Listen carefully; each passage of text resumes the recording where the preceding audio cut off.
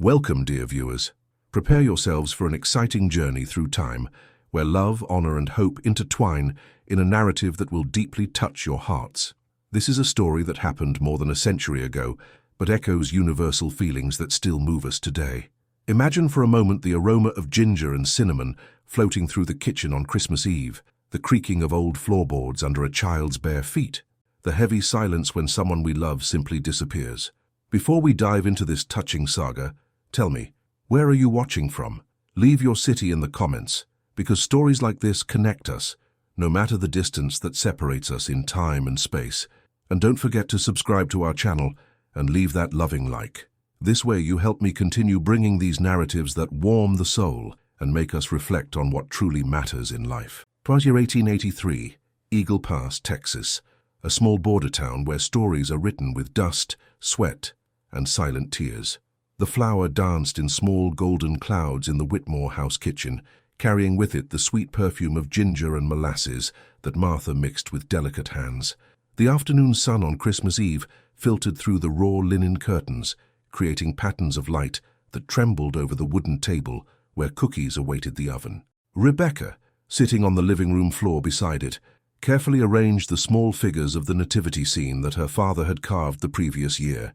Her tiny fingers caressed the smooth wood, whispering stories to each shepherd, each little lamb, as if they were intimate friends sharing secrets.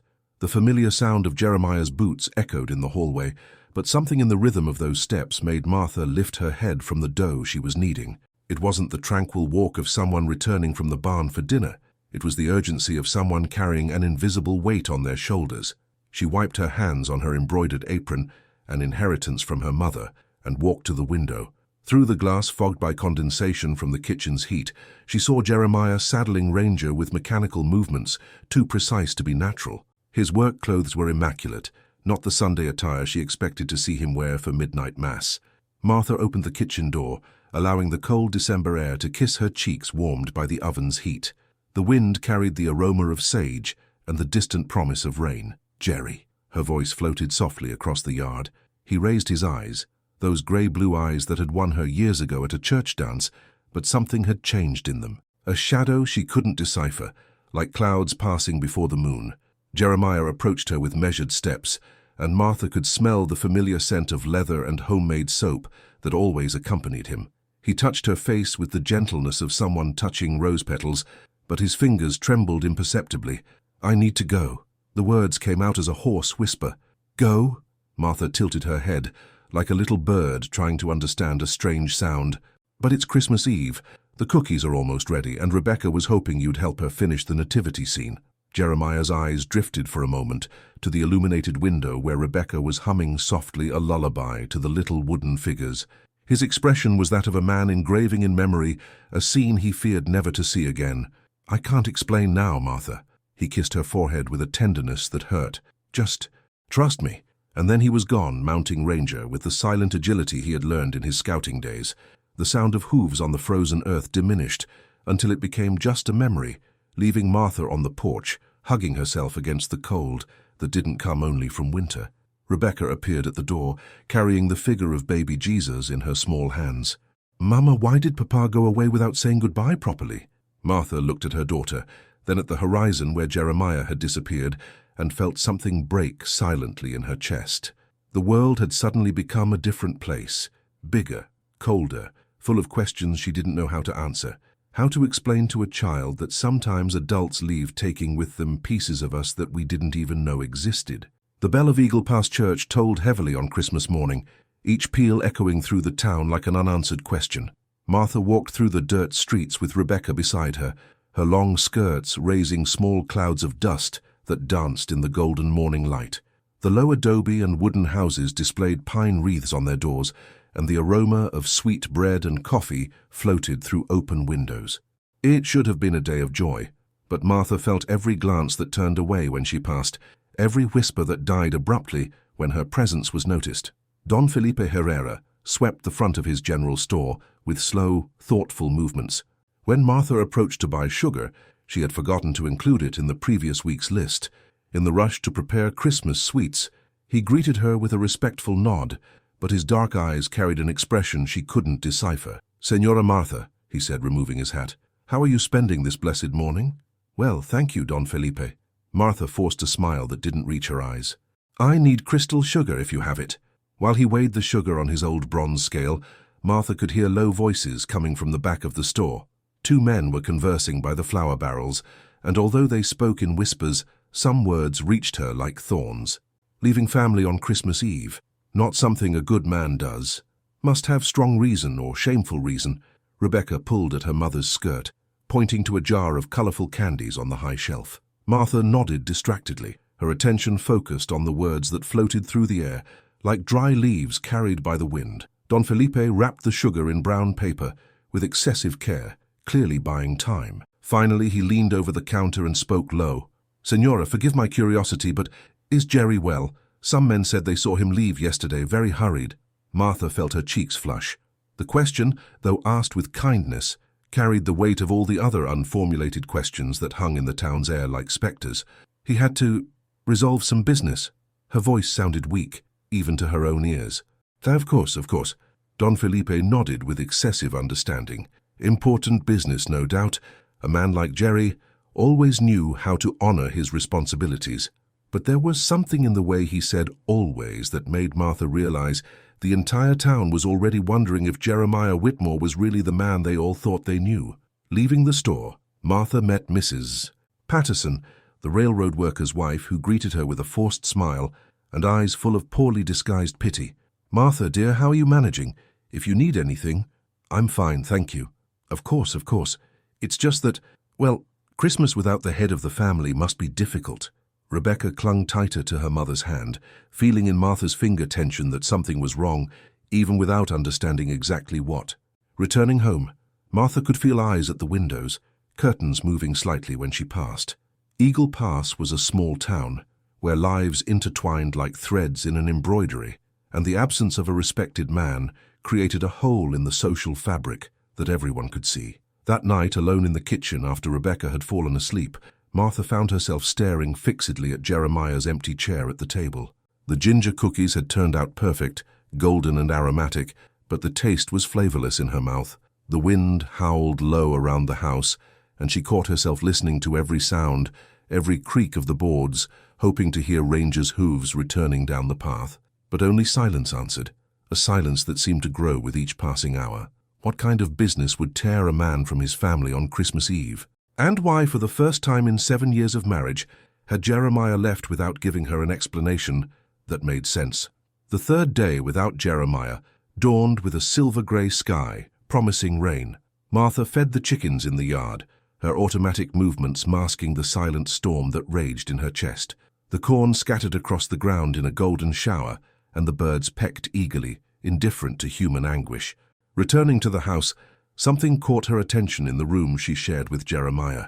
The morning light, filtered through the muslin curtains, created dancing patterns over the cedar chest at the foot of the bed, the chest where Jeremiah kept his most precious possessions. Martha hesitated for a moment, her fingers hovering over the bronze lock. Would it be right to rummage through her husband's intimate things? But then Rebecca appeared in the doorway, holding her rag doll against her chest. "Mama, when is Papa coming back? Jenny is asking." Rebecca lifted the doll, as if the explanation was written on the toy's embroidered face. The innocence of the question was like a blade through Martha's heart. She knelt and opened the chest. Jeremiah's possessions were organized with the meticulous care of a military man. Precisely folded shirts, the Colt revolver wrapped in oilcloth, yellowed letters from his mother in Boston, and the spurs. Martha took the silver spurs in her hands, feeling the cold weight of the metal against her palms. They were an inheritance from Jeremiah's father, engraved with the initials J.W. in flowery script. Jeremiah never rode without them. He said they were his connection to the past, to the dignity of the Whitmores. If he had left for a long journey, why had he left behind something so important? Continuing her search, Martha found something even more revealing, a brown leather notebook hidden under a pile of handkerchiefs. Jeremiah's firm handwriting covered the pages with careful lists. Barn renovation, spring 1884. Blue dress for Rebecca, 9th birthday. Gold chain for Martha, wedding anniversary. New fence in north pasture. Alfalfa seeds. Talk to Henderson. These were the plans of a man who expected to stay. Detailed plans for the future, with small drawings in the margins showing what the new fence would look like, what type of dress Rebecca would wear. Martha pressed the notebook against her chest, feeling hot tears stream down her cheeks.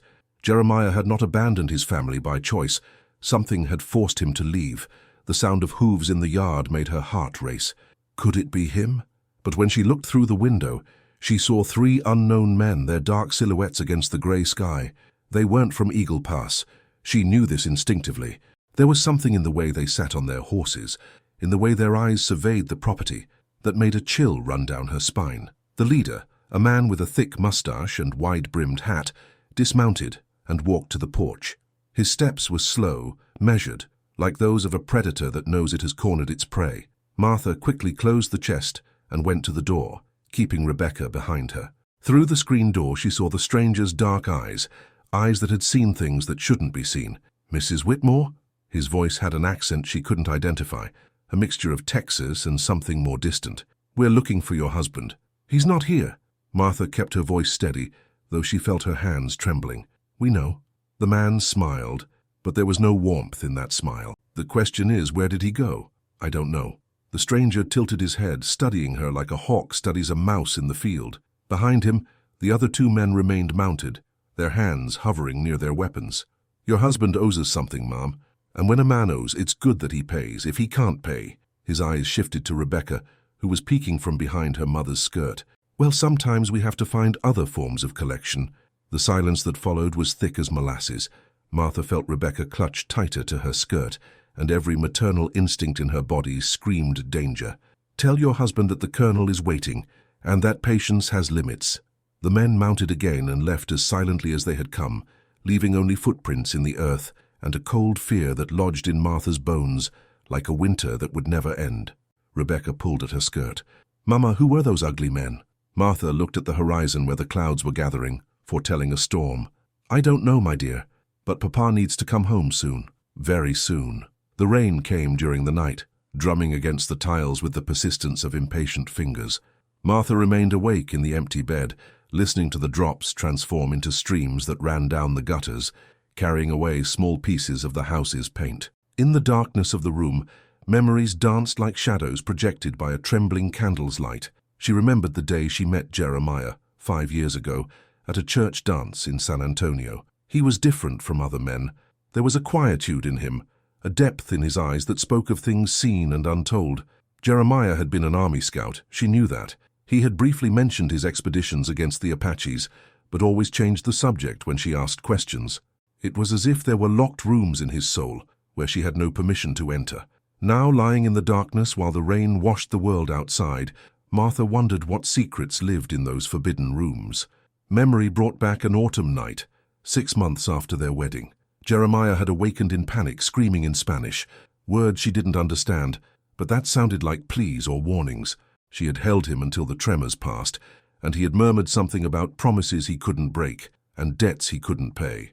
The next morning, he had acted as if nothing had happened, but Martha noticed how his eyes scanned the horizon more frequently, as if expecting the arrival of something or someone. The sound of rain diminished until it became a gentle drizzle, and Martha finally fell asleep, dreaming of men in dark hats riding through her kitchen, leaving mud tracks on the floor she had just scrubbed. At dawn, Rebecca found her making coffee with mechanical movements, her eyes red from exhaustion. "Mama, are you okay?" Martha forced a smile and caressed her daughter's blonde hair. "Of course, dear. I just didn't sleep very well." But during breakfast, when Rebecca innocently asked if Papa liked rain, Martha felt hot tears threatening to overflow. How to explain to a child that sometimes adults carry storms inside them that are invisible from the outside? After Rebecca went out to play in the barn, the rain had stopped and the sun was fighting to appear between the clouds. Martha decided to look for more clues. If Jeremiah had secrets, perhaps there were traces of them in his belongings she hadn't examined. In the small office that Jeremiah used to keep the ranch records, Martha found something that made her blood freeze. Hidden behind an accounting book, there was a yellowed letter written in Spanish in elegant but threatening handwriting. Although her Spanish was limited, she managed to decipher some words: debt, honor, family, consequences. The signature was an elaborate scrawl that seemed to say, R. Vasquez. Her hands trembled as she held the paper. Who was R. Vasquez, And what kind of debt could Jeremiah have with a man who wrote letters that looked like threats? The sound of hooves in the yard made Martha run to the window, her heart racing with hope. But it was only the mailman, Mr. Sullivan, on his old mule. "Mrs. Whitmore," he shouted through the fine rain, "I have a letter for Jerry from San Antonio." Martha took the letter with trembling fingers. The envelope was heavy, expensive, and the sender was identified only as First Bank of San Antonio. Why would a San Antonio bank be writing to Jeremiah? Inside, there was a formal document informing about a substantial deposit made to Jeremiah's account 2 days earlier, on the exact day he had left. The amount was impressive, more money than the ranch produced in 2 years. Where had Jeremiah gotten so much money, and why had he deposited it on the day of his mysterious departure? Martha sat heavily in the wooden chair, the letter trembling in her hands. Each discovery created more questions, like stones thrown into a tranquil lake, creating waves that expanded in ever-widening circles. Outside, Rebecca sang to her dolls in the barn, her childish voice mixing with the sound of wind between the loose boards. It was a sound of innocence that contrasted cruelly with the dark secrets Martha was discovering. What kind of man was her husband? And what else would she discover before he returned home, if he ever returned? The afternoon fell slowly over Eagle Pass, painting the sky in shades of pink and gold. But for Martha, the world had become a place full of shadows she didn't know how to dispel. The sun rose like a copper coin over the arid hills of West Texas, painting the desert in tones that ranged from gold to blood red. Jeremiah had been riding for 3 days, and Ranger, his faithful companion, showed signs of fatigue that mirrored his master's exhaustion. The bullet that had passed through his left shoulder on the 2nd day of flight throbbed like a wounded heart. He had improvised a bandage with a piece of his shirt, but the dried blood had created a crust that cracked with each movement. Pain was a constant companion, whispering reminders of his mortality with each breath. But it wasn't the physical pain that tormented him most. It was the echo of Rebecca's voice asking why Papa had left without saying goodbye properly. It was the image of Martha on the porch, hugging herself against the cold he had brought into their lives. Jeremiah had spent the last 3 years trying to bury his past as an army scout. The things he had seen in the campaigns against the Apaches, the decisions he had been forced to make, the lines he had crossed between right and wrong, all of this should have been left behind when he hung up his uniform and bought the ranch. But the past, he was learning, was like desert sand. No matter how much you tried to wash it away, grains always remained hidden in the deepest folds of the soul. Ranger stumbled slightly, and Jeremiah dismounted to examine the animal's legs. A cactus thorn had lodged in the right front hoof, causing a slight limp. Carefully, Jeremiah removed the thorn and examined the wound. It wasn't serious, but Ranger needed rest. They found shelter in a rock formation that offered shade and protection from the wind.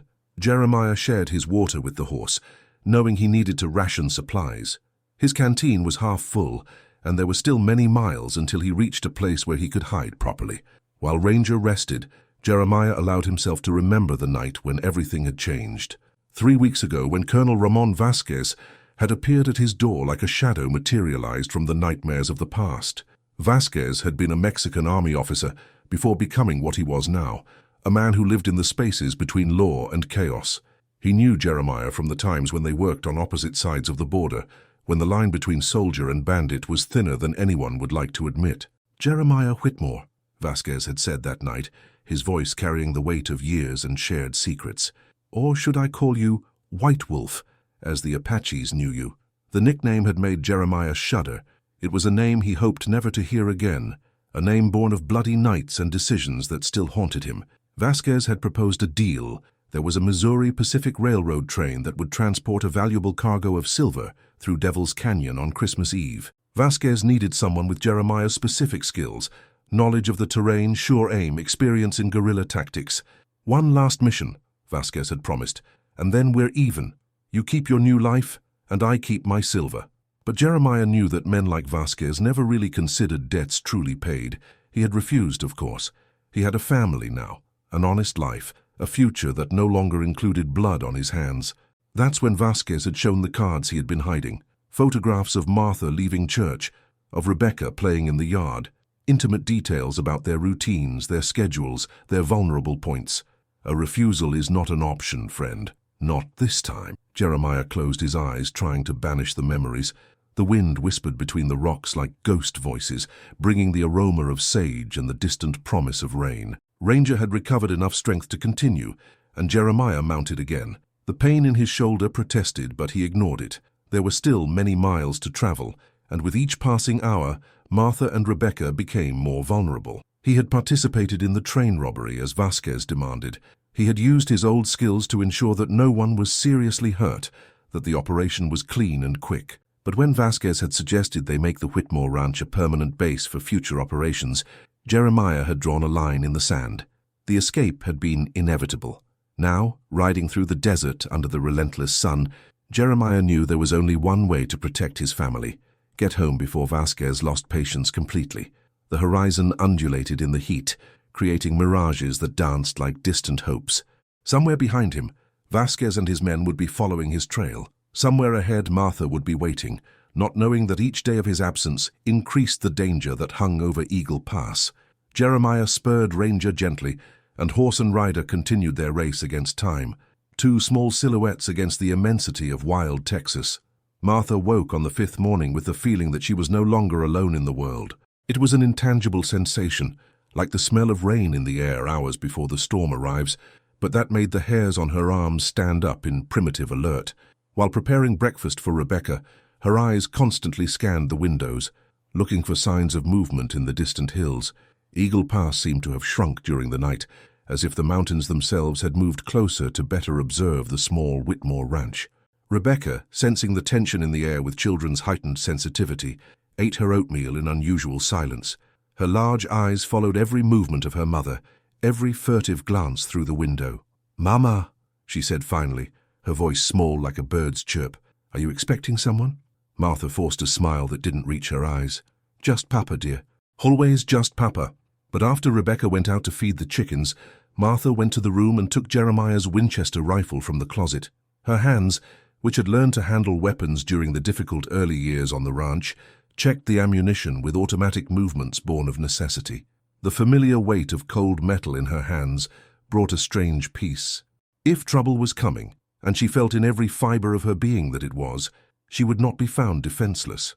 At noon, when the sun turned the yard into a furnace of white light, Martha saw dust rising on the distant road. It wasn't the small familiar cloud raised by a solitary rider, but the unmistakable mark of several horses moving in formation. She called Rebecca inside with a voice that tried to remain casual, but came out slightly too sharp.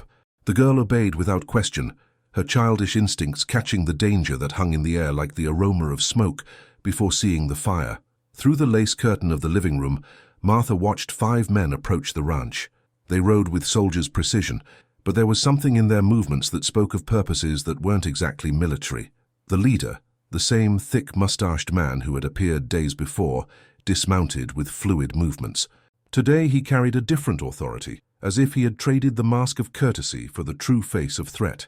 Martha positioned the rifle behind the door, where she could reach it quickly if necessary. Then, breathing deeply to calm the nerves that danced like leaves in the wind, she opened the door and stepped onto the porch. "Senora Whitmore." The man touched his hat brim in a greeting that managed to be simultaneously respectful and threatening. "We hoped that perhaps your husband had returned. As you can see, he hasn't returned." Martha kept her voice steady, though she felt her legs trembling imperceptibly. "What a pity." His eyes swept the property with the calculated assessment of a buyer examining merchandise. "It's a beautiful ranch. It would be a shame if something unfortunate happened to it." The other men remained mounted, their silhouettes outlined against the blue sky like vultures waiting. Martha could see that some had skin marked by sun and time, faces that had seen violence and didn't mind it. "What do you want?" Martha asked, her voice coming out firmer than expected. "We want your husband to honor his commitments." The leader took a few steps toward the porch, and Martha could see small scars on his hands that spoke of past fights. "And while that doesn't happen, perhaps we could wait here to ensure the Whitmore family is protected." The word protected came out with a sarcasm that made Martha's stomach twist. Behind the door, she knew Rebecca was listening to every word, trying to understand why strange men were talking to her mother in a way that sounded like the big bad wolf stories she heard before bedtime. "We don't need protection," Martha said, "and I won't allow strangers to camp on my property." The man smiled, but it was the smile of a predator showing its teeth. "Ah, but ma'am, we're not exactly strangers. We're business partners of your husband, and partners take care of each other, don't they? Martha felt a chill run down her spine. Whatever business Jeremiah had done with these men, it was clear it wasn't the kind of deal that ended with handshakes and smiles. "My husband will return soon," she said, hoping her voice didn't reveal the uncertainty that gnawed at her insides like acid. "And I'm sure he'll resolve any misunderstanding. For your sake, ma'am, I hope so." The man remounted his horse with slow, deliberate movements, because the colonel's patience has limits, and when those limits are exceeded, he left the sentence hanging in the air like a storm threat. The 5 riders moved away, but Martha noticed they didn't go far. They positioned themselves on a nearby elevation where they could observe the ranch, like sentries guarding a prison. Inside the house, Rebecca waited for her with large, frightened eyes. "Mama, who is the colonel? And why did those men talk about Papa as if he had done something bad?" Martha hugged her daughter, feeling the sweet perfume of her clean hair mix with the acid fear that now dominated the house's air. "I don't know, my dear, but Papa will return soon and explain everything." At least she prayed he would return, because now, watching the riders' silhouettes outlined against the darkening sky, Martha had the terrible feeling that time was running out for all of them. The 6th morning arrived dressed in grey, with heavy clouds accumulating on the horizon, like dark thoughts. Martha had slept little, waking several times during the night upon hearing noises that could be just the wind, but that her imagination transformed into approaching footsteps. The men were still there, camped on the elevation like crows on a dead branch. She could see the thin smoke of their morning fire rising straight in the windless air, a constant column of threat marking their presence. Rebecca had asked why they couldn't go to town, and Martha had invented an excuse about bad weather approaching, but the truth was, she didn't dare leave the ranch unprotected, nor expose her daughter to those men's speculative looks. While Rebecca played quietly with her dolls in the living room, even her games had become whispered, as if she instinctively understood that loud noises weren't welcome. Martha discreetly organized her defenses. The Winchester rifle stayed behind the front door, with a box of ammunition hidden behind the flour can. Jeremiah's Colt .45 revolver, which she had found in the chest, went to the kitchen table drawer. She checked each window, observed each angle of approach, her mind tracing strategies with a coldness that surprised her. There was something liberating about taking control, about stopping being just the waiting wife and becoming the guardian prepared to fight. Around midday, when the sun struggled to appear between the thick clouds, Martha saw movement on the hill. One of the men was coming down toward the ranch, walking instead of riding, his hands slightly away from his body in a posture that tried to seem non-threatening. He was a younger man than the others, perhaps in his 20s, with sunburned skin and eyes that hadn't yet completely lost their innocence. When he reached the yard, he respectfully removed his hat. "Senora Whitmore," he said, his voice carrying a softer accent than the leader's. "Please don't be frightened. I come only to get water for our horses." Martha appeared at the door, maintaining a safe distance. "There's a stream a mile north. You can use the water from there." The young man smiled, and for a moment he seemed just like a country boy asking a neighbor for a favor. "Si, senora, but it's very far, and our horses are thirsty now." There was something in the way he said "now" that made Martha understand it wasn't really a request. It was a test, a way to measure her resistance, to see how far she could be pushed before yielding. "There's a hand pump on the side of the house," she said finally. "You can use it, but don't enter the property more than necessary." "Gracias, senora. You are very kind." Martha watched as he walked to the hand pump and began filling canteens and buckets. His movements were efficient, but his eyes constantly scanned the house, noting details, cataloging information. Rebecca appeared at the living room window, curious about the stranger in the yard. The young man saw the girl and waved with a smile that seemed genuine. Rebecca, with children's naturalness, waved back. "Your daughter is very beautiful," the young man said to Martha. "Reminds me of my little sister back home." "Where is home?" Martha asked, searching for any information that might be useful.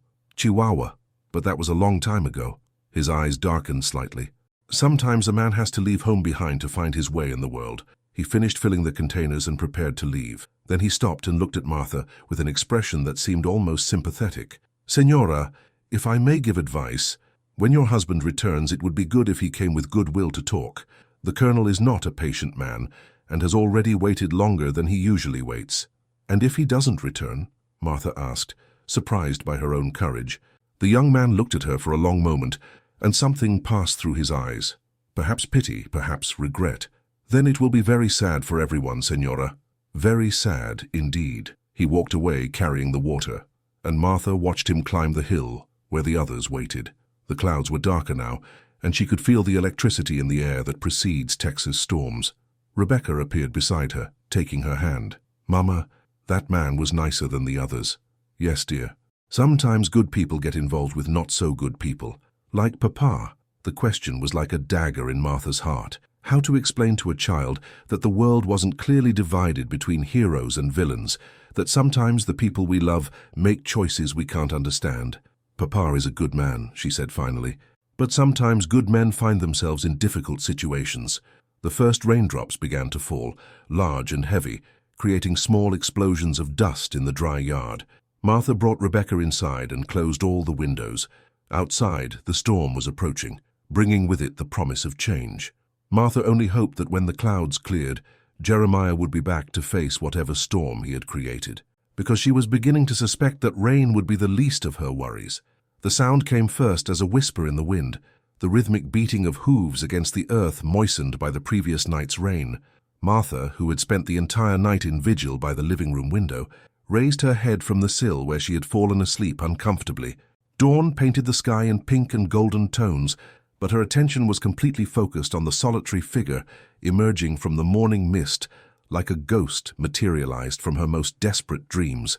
Ranger was visibly exhausted, his head low and uncertain steps revealing a journey that had tested the limits of the animal's resistance.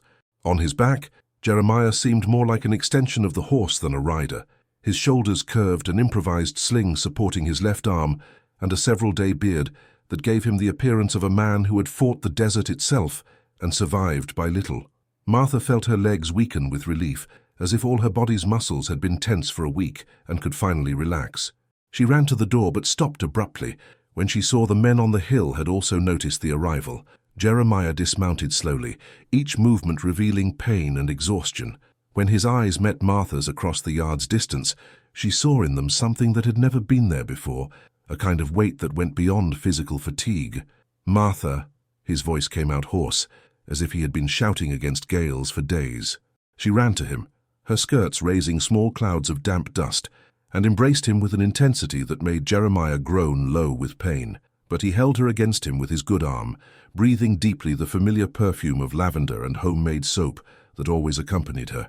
"I thought that," she began, but the words were lost in tears she had been holding back for an entire week. "I know." Jeremiah kissed the top of her head, his lips lingering on her brown hair as if he were remembering a forgotten prayer.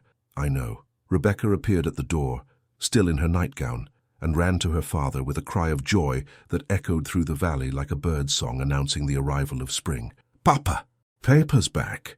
Jeremiah knelt with difficulty and embraced her with his right arm, closing his eyes to memorize the moment, the sensation of his daughter's warm little body against his chest, the sound of her laughter, the sweet perfume of her hair. But over Rebecca's head his eyes met Martha's, and she saw in them the shadow of what was to come. "Martha," he said low, "we need to talk, and we need to prepare." Before she could ask what that meant, the sound of horses coming down the hill made them all turn. Vasquez's 5 men were approaching in formation, not running, but with the inexorable determination of a high tide. Jeremiah stood up, gently pushing Rebecca behind him. His right hand moved instinctively toward his holster, but Martha noticed it was empty. "Take Rebecca inside," he murmured without taking his eyes off the approaching riders. "And Martha, get the rifle." "Jeremiah, what's happening?" "Later, now please, do what I'm asking." Martha picked up Rebecca and ran to the house, her heart beating so hard she could hear blood pulsing in her ears. Inside, she positioned Rebecca in the back room and took the Winchester, her hands trembling slightly as she checked if it was loaded. Through the living room window, she watched the riders form a semicircle in front of the house, with the leader, the one they had called the Colonel's representative, dismounting and walking to where Jeremiah waited. The 2 men faced each other for a long moment, like duelists measuring each other before the first shot. There was a history between them that Martha didn't know, a tense familiarity that spoke of past confrontations and open accounts. "Jeremiah Whitmore," the man said, his voice carrying a tone of false pleasure. "The famous white wolf finally decides to return to his den. Vasquez." Jeremiah's voice was low, controlled, but Martha could perceive the tension that ran underneath like an electric current. "You made us wait, friend, and made your beautiful family worry. That's not very gentlemanly of you. Leave them out of this. This matter is between us." Vasquez smiled, but it was the smile of a predator that had just cornered its prey. "Ah, but you see, when a man breaks his word, everyone around him becomes part of the matter. That's simple business mathematics." Martha felt her breathing accelerate. Whatever agreement Jeremiah had made and broken, it was clear the consequences would extend far beyond himself. Rebecca appeared silently beside her, her large eyes watching through the window. "Mama, why are those men talking to Papa that way?" Martha pulled her close, whispering, "I don't know, dear, but Papa will take care of everything." At least she prayed he would. Outside, the conversation between the two men continued, their voices too low for her to hear the words, but the tension was palpable in the air like electricity before a storm. The day had begun with the promise of a new beginning, but Martha now realized it might just be the beginning of something much more dangerous. The conversation in the yard lasted less than 5 minutes, but for Martha, each second stretched like hours. She watched through the lace curtain, the rifle ready in her hands, while Jeremiah and Vasquez exchanged words she couldn't hear, but whose increasingly tense tone reached her like heat waves. Finally, Vasquez stepped back a few paces, gestured to his men, and they all mounted again. But before leaving, he shouted something in Spanish that made Jeremiah visibly stiffen. Then the 5 riders moved away, not to the hill where they had camped, but toward the road that led to Eagle Pass. Jeremiah remained motionless in the yard for a long moment, like a statue watching the horizon. When he finally turned toward the house, Martha saw on his face an expression she didn't recognize, a mixture of relief and terror that made her stomach contract. She opened the door before he reached the porch. "What did he say? What did they want?" Jeremiah passed by her without answering immediately, heading to the kitchen where he sat heavily in a chair. Carefully, he began to undo the improvised sling, revealing a dark stain of dried blood on his shirt. "Jeremiah!" Martha ran to him. "You're hurt. It's nothing serious." His voice sounded distant, as if it came from far away. "Martha, we need to talk, and Rebecca needs to hear too.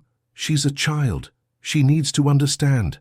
Jeremiah looked into his wife's eyes, and Martha saw in them a gravity that made all her protests die in her throat. "Please." Martha called Rebecca, who appeared in the kitchen doorway carrying her favorite doll, her large eyes alternating between her parents, as if trying to decipher the heavy mood that hung in the air. Jeremiah extended his right arm, and Rebecca approached, allowing him to pull her onto his lap. For a moment he just held her, breathing deeply, as if preparing for an impossible task. "Rebecca, my little one," he began, his voice soft but serious. "Do you remember when we talked about how sometimes people make difficult choices?" Rebecca nodded, her solemn eyes. "Like when I had to give my candy to Tommy because he was crying." "Exactly like that, but bigger." Jeremiah looked at Martha, who had sat in the chair beside them, her hands crossed on the table. "A long time ago, before you were born, Papa made some choices. Some were good, some were necessary, but not very noble." Martha felt a knot forming in her stomach. Whatever confession was coming, she realized it would change everything she thought she knew about the man she had married. "Do you know Mr. Vasquez?" Martha asked. Jeremiah nodded slowly. "For years. Before we met, Martha. When I was an Army scout, our responsibility wasn't just to find the Apaches. Sometimes we had to make deals with people who operated outside the law. Smugglers, traders, men like Vasquez. It was the only way to get information, to protect the settlers. And once when a group of Apaches attacked a family caravan near Del Rio, I needed information about where they were hiding. Vasquez had that information, but wanted something in return." Jeremiah paused, automatically stroking Rebecca's hair. "He wanted me to help him recover something that had been confiscated by the army, something valuable. I said no, of course. But then he showed me a photo of a family the Apaches had captured, including a girl Rebecca's age." Martha felt her breathing become shallow. "What did you do?" "I helped him recover what he wanted, and in return he gave me the location of the Apache camp. We managed to save the family, including the girl." Jeremiah breathed deeply. "But I also created a debt. In Vasquez's mind, I became his partner." "Papa," Rebecca said in her small voice, "did you do something bad?" Jeremiah looked at his daughter, his eyes filling with deep sadness. "I did something that saved innocent lives, but in a way that wasn't clean. And sometimes, my little one, When we make choices like that, we have to live with the consequences for a long time. Martha leaned forward. What kind of consequences? Last week, Vasquez appeared here, said he had one last job for me. Something that, if I did it, would leave us in peace forever. Jeremiah shook his head. But I knew Vasquez too long to believe in forever. What did he want you to do? He wanted me to participate in a train robbery. There was a silver cargo coming from Nevada, and he needed someone with my specific skills. Martha felt the world spin slightly. And you went. I went. The admission came out as a whisper. Because he showed me photographs of you two. He knew where Rebecca played, what time you went to town, which bedroom window had no lock. He made it clear that if I refused... He didn't finish the sentence, but didn't need to. Martha understood perfectly the threat that had been made. But you came back, she said. Why is Vasquez here if you did what he asked? Because he lied. The job wasn't unique. It was just the beginning. He wanted to turn our ranch into an operations base, wanted me to permanently become part of his gang. Jeremiah looked directly into Martha's eyes. And that's when I drew a line that couldn't be crossed. Rebecca shifted on her father's lap. And now? Jeremiah kissed the top of her head. Now he's given me 3 days to reconsider. 3 days to decide if I'll join him voluntarily or if he'll make this decision for us. The silence that followed was thick as molasses. Martha looked through the kitchen window, where the sun now shone completely, painting the world golden. It was a beautiful day, full of promises, but she knew darkness was approaching regardless of the sunlight. What are we going to do? She asked finally. Jeremiah looked at her with an expression that was both determined and desperate. We're going to fight. The 3 days that Vasquez had granted passed like pages being torn from a calendar by the wind. Martha watched Jeremiah transform before her eyes, as if the gentleman she had known was gradually being replaced by the silent and dangerous creature he had been in his scouting days. He inspected every corner of the ranch with eyes that catalogued strategic advantages and vulnerable points. He moved furniture to create natural barricades, checked shooting angles from each window, and spent hours cleaning and checking weapons that Martha didn't even know they possessed.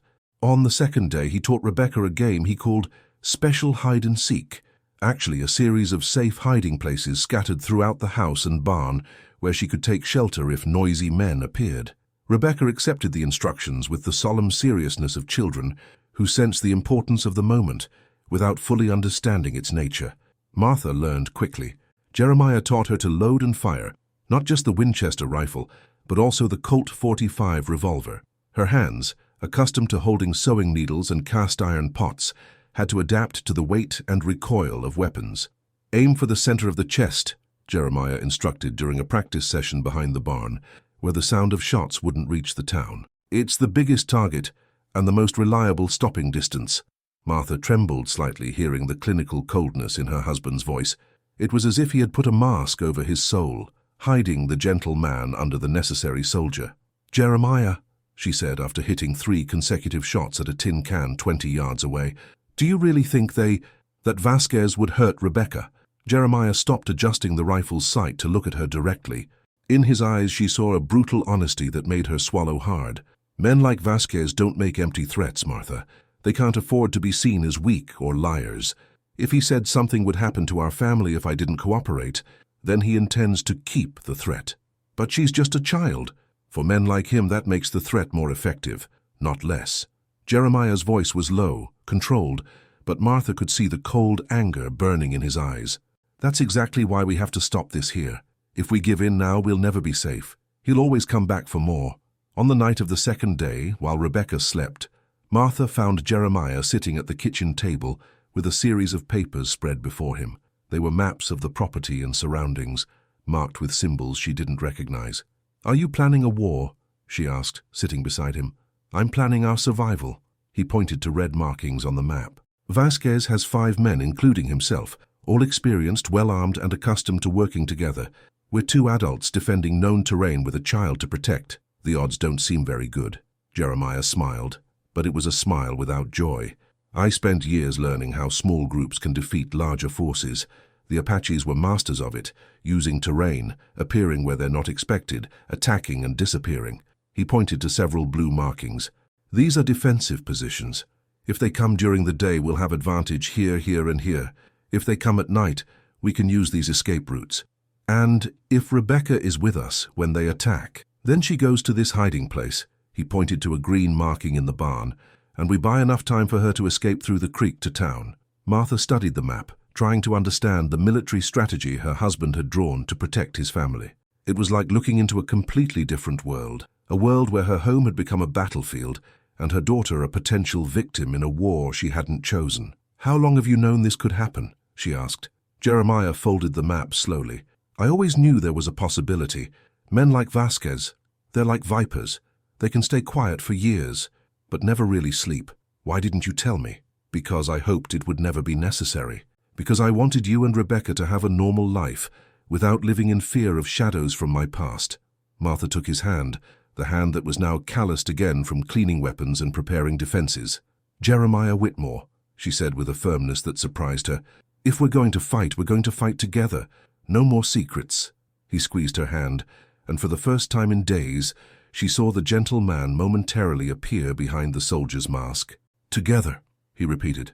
Outside, the Texas night wind whispered among the trees, carrying with it the aroma of change. The third day was almost over, and Martha knew that when the sun rose again, it would bring with it a trial that would test not only their courage, but their very survival. But she also knew with a certainty that surprised her that she was ready for the fight. The third dawn arrived with implacable clarity, as if the sky itself had decided to illuminate every corner where shadows could hide. Martha woke before sunrise, her mind immediately alert, despite having slept only a few fragmented hours.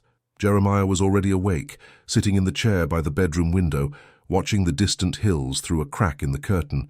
His hands rested on the Winchester rifle like a natural extension of his body. "Anything?" Martha whispered. "Not yet. But they'll come today." His voice had the quiet certainty of a man who knew the patterns of violence. "Vasquez is punctual. If he said 3 days, it will be exactly 3 days." Martha dressed quickly and went to prepare coffee, her automatic movements masking the nerves that danced in her stomach like butterflies trapped in a jar. Through the kitchen window, she saw Rebecca in the yard feeding the chickens with her usual solemn concentration, oblivious to the fact that this could be the last normal morning of her childhood. The coffee was ready when the sun appeared completely on the horizon, painting the world golden and creating long shadows that stretched like fingers across the fields. Jeremiah drank his cup in small, measured sips, his eyes never stopping their scan of the horizon. "Martha," he said finally, "when they come, you and Rebecca must go immediately to the barn. There's a hiding place behind the hay bales that I prepared. Don't come out until I come for you. And if you don't come—" The question hung in the air like smoke. Jeremiah placed his cup on the table with excessive care, as if the noise could break something more fragile than porcelain. "If I don't come in 2 hours, take the reserve horse and follow the creek trail until you reach town. Tell Sheriff Mackenzie that Ramon Vasquez is in Texas territory with hostile intentions. Jeremiah, promise me, Martha, promise you won't try to be a heroine. Rebecca needs a living mother more than a brave mother." Martha nodded, though every fiber of her being rebelled against the idea of leaving her husband to face the bandits alone. Around 10 in the morning, Rebecca ran into the house, her eyes bright with childish excitement. "Mama! Papa! There are men coming down the road." Martha and Jeremiah exchanged a look that lasted only a second, but communicated volumes. Then both moved with the efficiency of partners who had rehearsed this moment. "Rebecca," Martha said, keeping her voice calm and sweet, "remember the special game Papa taught you? It's time to play." "Now?"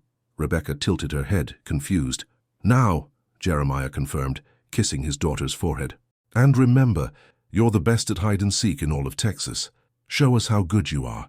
Rebecca nodded with the seriousness of children assuming an important responsibility and ran toward the barn, her braids bouncing behind her like golden ribbons. Martha took the Winchester rifle, checked the ammunition with movements that had become automatic in recent days. Jeremiah positioned himself at the living room window, where he had a clear view of the yard. "There are 5, he confirmed in a low voice. "Vasquez in front, the others in attack formation. How did you know?" "Because it's exactly how I would do it." The riders approached slowly, not with the urgency of a surprise attack, but with the deliberate confidence of predators who know they have cornered their prey. They stopped about 30 yards from the house, well outside easy shooting range, but close enough for their voices to be clearly heard. Vasquez dismounted with fluid movements and walked a few steps toward the house. He now wore a faded military uniform that spoke of past glories and dubious present. "Jeremiah," his voice echoed across the yard, "the 3 days are over, friend. It's time for us to talk like civilized men." Jeremiah opened the front door but remained in the doorway's shadow, his rifle held low but clearly visible. "We have nothing to talk about, Vasquez. You know my answer." "Ah, but that's where you're wrong." Vasquez smiled with the confidence of a man holding all the winning cards. "You see, I have a new proposal, one that might change your perspective. I'm not interested in any proposal of yours, not even one that guarantees your beautiful family's safety." Vasquez gestured, and one of his men came forward, carrying something that made Jeremiah's blood freeze. It was Rebecca's doll. "We found this in the barn," Vasquez said casually, "along with other interesting indications of where certain small people might be hiding." Martha, watching from the kitchen window, felt her legs weaken. How had they found Rebecca so quickly? "Now," Vasquez continued, his voice taking on a business tone, "my proposal is simple. You come with me voluntarily, and your family continues living their quiet life. You refuse," he shrugged eloquently, "and my family lives in fear for the rest of their lives." "Precisely. You were always an intelligent man, Jeremiah. I'm sure you can see the logic of the situation." The silence stretched between the two men like a rope stretched to its limit. Martha could see the tension in Jeremiah's shoulders, the way his fingers tightened around the rifle. "You have 5 minutes to decide," Vasquez announced. "After that, we'll begin collecting our debt in other ways." He turned and walked back to his men, leaving Jeremiah alone at the door with an impossible choice: enter a life of crime to protect his family, or fight against impossible odds and risk losing everything. The clock on the living room wall struck 10:15, each tick sounding like a judge's hammer pronouncing a sentence. The 5 minutes stretched like hours in Jeremiah's mind. Each passing second was marked by the living room clock's tick-tock, which seemed to beat in sync with his accelerated heartbeat. Martha approached him silently, and he could feel the tension radiating from her body like heat from a forge. "Jeremiah," she whispered, "there's a third option." "Which one?" "We run. Now. All of us. We can take Rebecca and leave by the creek trail. In 2 hours, we'll be in town." Jeremiah shook his head slowly. "They would catch us before we reached the creek, and even if they didn't, men like Vasquez don't give up. He would follow us to the end of the world if necessary. Our only chance is to resolve this here, today." "But how? There are 5 armed men against us too." "3. Martha looked at him confused. "3. Rebecca is also part of this now. She's small, but she's intelligent, and she knows every corner of this property better than any adult." Jeremiah looked directly into her eyes. "Martha, do you trust me?" The question carried the weight of 7 years of marriage, of all the mornings she had woken up beside him, of all the nights he had been her safe harbor in the uncertain world of the Texas frontier. "I trust you." "Then go to the barn. Rebecca isn't just hiding. She's waiting for instructions. Tell her it's time for special game number 2. Martha didn't ask what special game number 2 meant. There was something in Jeremiah's voice that informed her he had planned contingencies she didn't know about, strategies born from his years as a military scout. She left through the back door, staying crouched until she reached the barn. Inside, Rebecca was exactly where she should be, crouched behind the hay bales, her large eyes shining in the dim light. "Mama," she whispered. "The ugly men got Jenny." She was referring to the doll, and her words carried a child's indignation at seeing her property violated. "I know, dear, but Papa has a plan to get her back." Martha knelt beside her daughter. "Do you remember special game number 2? Rebecca nodded vigorously. "The game where I'm an Apache and need to move without making noise." "Exactly. Papa needs you to do that now. Can you do it?" "I can." Rebecca straightened with pride. "I'm the best silent Apache in the whole ranch." Martha hugged her daughter quickly, breathing the sweet perfume of her hair. "Then show us how good you are." Back at the house, Martha found Jeremiah making final adjustments to something she hadn't seen before. Small bundles of dynamite tied with short fuses. "Where did you get this?" "From the abandoned mine on the other side of the hill. Leftovers from old Henderson's attempt to find gold last year." Jeremiah carefully checked the fuses. "Martha, when I give the signal, you shoot at the stable window. Not to hit anyone, just to draw attention." "What signal?" "You'll know." Outside, Vasquez was losing patience. His voice echoed across the yard. 2 minutes, Jeremiah. "And then we'll start sending more direct messages." Jeremiah positioned himself at the side window of the living room, from where he could see both the group of men and the barn. For a moment, Martha saw something pass through his eyes, A subtle but complete transformation. The gentle farmer and caring father disappeared, replaced by something colder, more dangerous. It was the white wolf that the Apaches had learned to fear. "1 minute!" Vasquez shouted. That's when Martha saw a small, quick movement in the shadows behind the bandits' horses. Rebecca, moving with the silent agility that Jeremiah had taught her, was positioning herself exactly where her father had planned. Jeremiah lit the fuse of the first dynamite cartridge. "Martha," he said calmly, "when I throw this, shoot at the stable and run to the barn. No matter what happens, protect Rebecca." The fuse hissed softly, a fire snake moving toward the explosion that would change everything. "Time's up!" Vasquez roared. Jeremiah rose at the window, his arm back, ready to launch the dynamite. "Vasquez!" he shouted. "You want the white wolf? Then come and get him!" And he threw the explosive in a perfect arc toward the group of riders who began to scatter in panic. The world exploded in light, sound, and fury. The explosion tore through the morning air like God's fist. The dynamite hit the ground just a few meters from the horses, and the detonation sent earth, stones, and men in all directions. The animals bolted in panic, neighing in terror while their riders fought to maintain control. Martha fired the rifle in the direction of the stable as instructed, the shot echoing across the property like a second thunder. Then she ran crouched toward the barn, her lungs burning with air full of dust and gunpowder. Vasquez had been thrown from his horse by the explosion, but Martha could see him getting up, his face contorted with fury. One of his men wasn't as lucky. He lay motionless where he had fallen, his horse galloping aimlessly through the pasture. "Rebecca!" Martha shouted upon entering the barn. "Here, Mama." The voice came from a pile of hay at the back of the barn, and Martha saw her daughter emerge from the shadows, dirty but unharmed. "Stay low," Martha ordered, positioning herself at a side window from where she could see the yard. Outside, the chaos was quickly reorganizing. Vasquez was barking orders in Spanish, and his remaining men, now there were 4, including him, were regrouping with the efficiency of experienced soldiers. Jeremiah had moved to a different position. Martha could see flashes of movement through the house windows as he repositioned.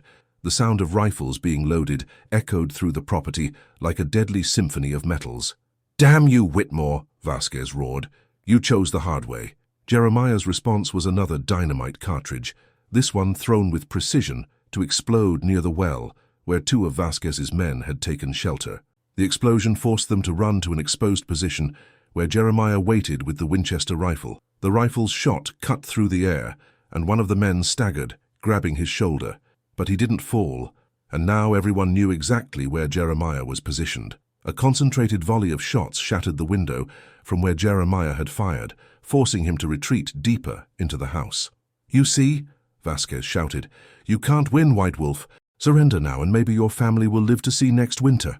The response came in the form of more rifle shots, but these came from a completely different direction. Martha realized with shock that Rebecca had silently moved to a position at the back of the barn from where she could see the attacker's flank. Of course. Special game number 2. Jeremiah had taught his daughter not just to hide, but to move like a scout, to observe and report enemy movements. Rebecca made discreet hand signals, a secret language she and her father had developed during the games of recent days.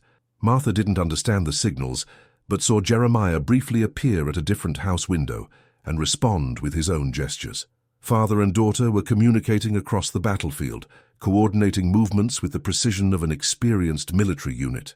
Another dynamite cartridge flew through the air, this one exploding dangerously close to where Vasquez and 2 men had taken shelter behind the water tank. The wooden structure shook, and water began spurting from holes caused by shrapnel. "Surround the house," Vasquez ordered. "Rodriguez, come from the left.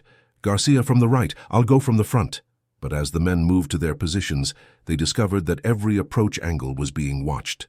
Rebecca had become Jeremiah's eyes, and her information allowed him to appear always where they least expected, always with accurate shots that forced them to retreat. One of the men, Rodriguez, made a desperate attempt to reach the house's porch. He ran crouched, using every post and tree as cover, but when he finally made his final charge, Jeremiah was waiting. The confrontation lasted seconds. Rodriguez raised his revolver, but Jeremiah's Winchester spoke first. The bandit fell on the porch steps and didn't get up. "2 down," Martha murmured to herself, trying to keep a mental inventory of remaining adversaries. But Vasquez was more experienced than his men. While Jeremiah's attention was focused on Rodriguez, He had managed to approach the barn from the opposite side. Martha only realized the danger when she heard footsteps creaking on the loose boards outside. Her eyes widened with horror when she realized that Vasquez wasn't trying to surround the house. He was coming directly for them. The sound of a pistol being cocked came from right behind her. "Senora Whitmore." Vasquez's voice was low and dangerous. "How nice to find you here." Martha turned slowly, keeping the rifle low but not dropping it. Vasquez was at the barn entrance, his pistol pointed directly at Rebecca, who was frozen with fear in a pile of hay. "Now," Vasquez said with a cold smile, "let's renegotiate the terms of our agreement." Time stopped in the dusty barn. Martha could hear every beat of her heart, every shallow breath from Rebecca, every tiny movement from Vasquez. His pistol's barrel didn't waver.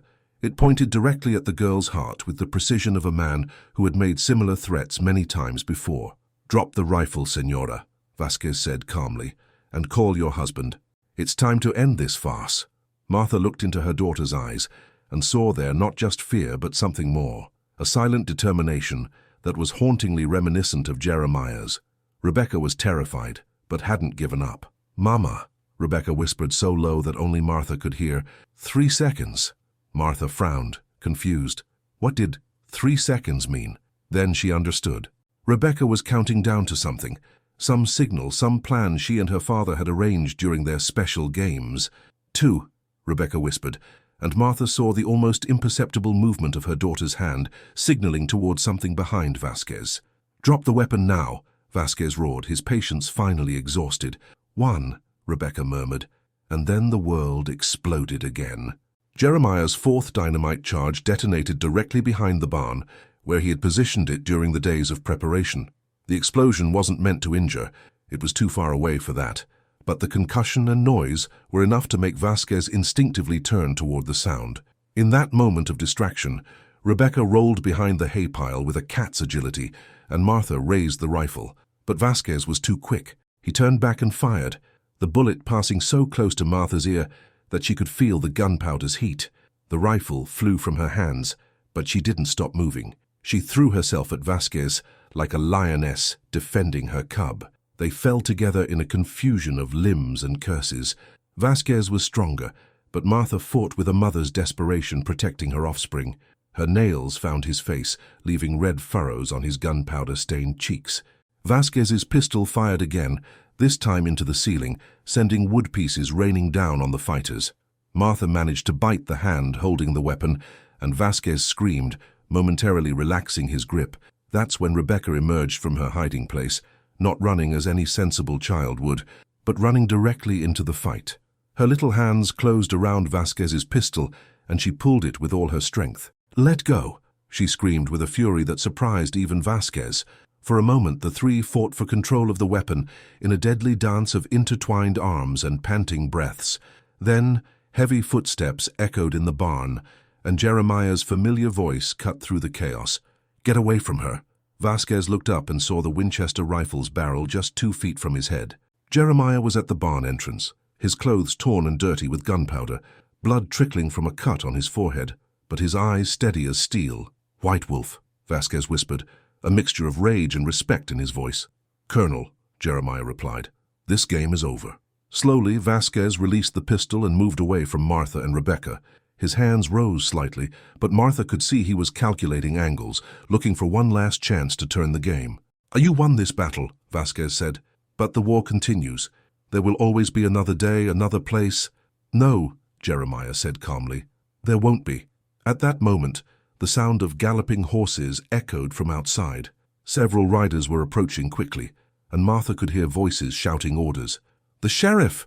Rebecca said with joy, recognizing Sheriff Mackenzie's voice. Vasquez also heard, and his eyes narrowed. "You called the law?" "I didn't need to," Jeremiah said. "The explosions were heard in town, and believe me, Sheriff Mackenzie knows the difference between dynamite and thunder." Sheriff Mackenzie entered the barn with 2 deputies, their weapons drawn. He quickly assessed the situation, Vasquez on the ground, Martha and Rebecca embraced, and Jeremiah with the rifle still pointed. "Colonel Ramon Vasquez," Mackenzie said with satisfaction, "there's a warrant for your arrest in 3 territories. You saved us time by coming here." 3 hours later, the Whitmore family was gathered on their house's porch, watching the sunset paint the sky in colors ranging from gold to purple. Vasquez and his remaining men were on their way to territorial prison, and the ranch had returned to being the peaceful refuge it had always been. Rebecca, her doll Jenny recovered and firmly embraced, sat on Jeremiah's lap, her head nestled against his chest. Martha leaned back in the chair beside them, her hand intertwined with her husband's. "Papa," Rebecca said sleepily, "you won't have to go away anymore." Jeremiah kissed the top of her head. "Never again, my little one. Never again." Martha squeezed his hand. "And the others? The men Vasquez might have left behind?" "Sheriff Mackenzie said Vasquez worked alone with this group. With them in prison, our debt is paid." Jeremiah looked at the horizon where the first stars were beginning to appear. "Sometimes, facing our demons is the only way to free ourselves from them." "And if other problems come?" Jeremiah looked at his wife and daughter, Martha, who had fought like a lioness to protect her family, Rebecca, who had shown courage beyond her years to help save them all. "Then we'll face them together," he said simply. "As a family." Outside in the pasture, Ranger grazed peacefully, finally at peace. The chickens had returned to their nests, the stars began their nightly dance, and the breeze carried the familiar aroma of sage and the promise of beneficial rain. The Whitmore Ranch had survived the storm and emerged stronger.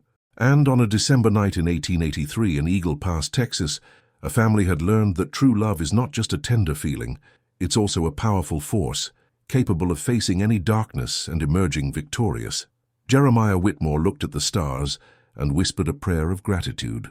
He had paid the price for his past mistakes and now was truly free to build the future he had always dreamed of.